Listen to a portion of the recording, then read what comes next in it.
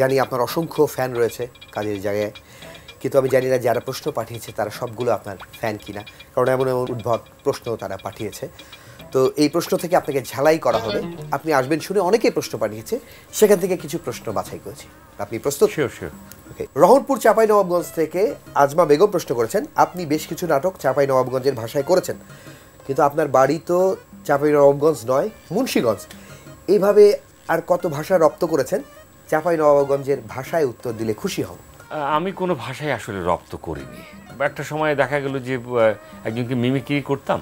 আজকে যদি আরমান ভাইয়ের কথা বলা হয়ে থাকে, তাহলে সেটা এক ধরনের বলা যেতে পারে কি যে আমি মাতুয়েল কোনাপাড়াতে আমি একটু বড় হয়েছি, ক্লাস 7 থেকে। তো ওখানে যে এরিয়াটাতে আমি থাকতাম সেখানে হচ্ছে কি যে এক ধরনের ওদের যে সেন্ট ছিল সেটা কিন্তু হচ্ছে যে পুরন ঢাকারই ছিল। তাতে করে যেটা হলো বন্ধু বান্ধবের সঙ্গে মিশতে মিশতে পুরন ঢাকার জায়গা থেকে যতটা আমি আয়ত্ত করতে পেরেছিলাম, আয়ত্ত বলতে কি যে ওদের সঙ্গে এভাবেই কথা বলতে হলো, এবং ওরা কিন্তু আপন ভাবতে শুরু করলো এবং আপন ভাবতেও তাই। ওদের মতো করে কথা বলতে, ওদের সঙ্গে মিশতে গিয়ে যেটা হলো ওদের মতো করেই চলাফেরাটা আমার হতো বটে। কিন্তু যার কারণে সুবিধাটা হয়েছিল যখন আমি নাটক করতে এসেছিলাম যে না, পুরনো ঢাকার অ্যাকসেন্টটা এখানে ব্যবহার করলে খারাপ কিছু হবে না। এটা আসলে অভ্যাসের জায়গা থেকে। অনেকের ক্ষেত্রে বোঝাবার জন্য কিন্তু আমি পিওর নোয়াখালী দিচ্ছি না, পিওর রাজশাহী দিতে পারছি না, এটা আমার ক্ষমতাও নেই। অন্য এলাকার লোকজন সহজে, কিন্তু আমি যতটুকু বলবার চেষ্টা করছি 30% 40%, সেক্ষেত্রে রাজশাহীবাসীরা যেভাবে আমাকে ওন করেছে তাদের প্রতি আমি কৃতজ্ঞ। ওকে। বলারহাট নীলফামারী থেকে সোহান তরফদার প্রশ্ন করেছেন, খুব অল্প সময়ে পার্শ্ব চরিত্র থেকে প্রধান চরিত্রে অভিনয় করা কিভাবে সম্ভব হলো? আদৌ কি আপনি সেই জায়গাটা মনের মতো করে পেয়েছেন, নাকি এখনো প্রত্যাশা আছে? আমি ওই দিক থেকে ভেরি স্যাটিসফাইড। আমার জীবনে কিন্তু প্রথম ক্যারেক্টার কি ছিল জানতো? আমি বলি যে প্রথম আমি ছিলাম যুবক 3-এর ক্যারেক্টার। আচ্ছা, ক্যারেক্টারটা আবার যুবক 3 নাকি? আমি হ্যাঁ, যুবক 1, যুবক 2, যুবক 3। আচ্ছা, আমার একটা ডায়লগ ছিল যে আপনারা কি দেখছেন কিন্তু বেহাল্লা পানা শুরু করছে ওই জায়গার থেকে। তো ওই জায়গার থেকে যুবক 1, 2, 3-এর জায়গাতে 3 নম্বর একটা ডায়লগ ছিল।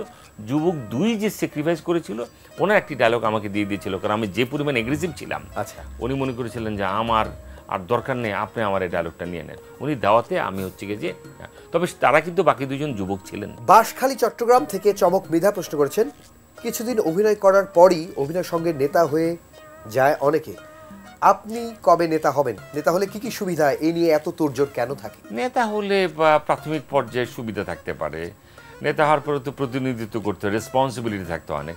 নেতাতে আমি কোনো সুখ পাই না। তবে অনেকে আমাকে অনেক জায়গা থেকে নেতা নেতা মনে করে, এটুকু বললে আবার খারাপও লাগে না। একটা ওয়ার্মলি একটা ফিল করার কিছুক্ষণ পরে সেই কন্টিনিউটিটা আমি ধরে রাখতে পারি না। মগবাজার মিডিয়া গলি থেকে নিশ্চুপ বালিকা নীলা প্রশ্ন করেছেন, কাজ করতে এসে কো আর্টিস্টের প্রেমের গুঞ্জন অনেক সময় শোনা যায়, অনেক সময় সংসারে নিয়ে ঝামেলা হয়। দীর্ঘ ক্যারিয়ারে আপনার এরকম কোনো গুঞ্জন আছে কি?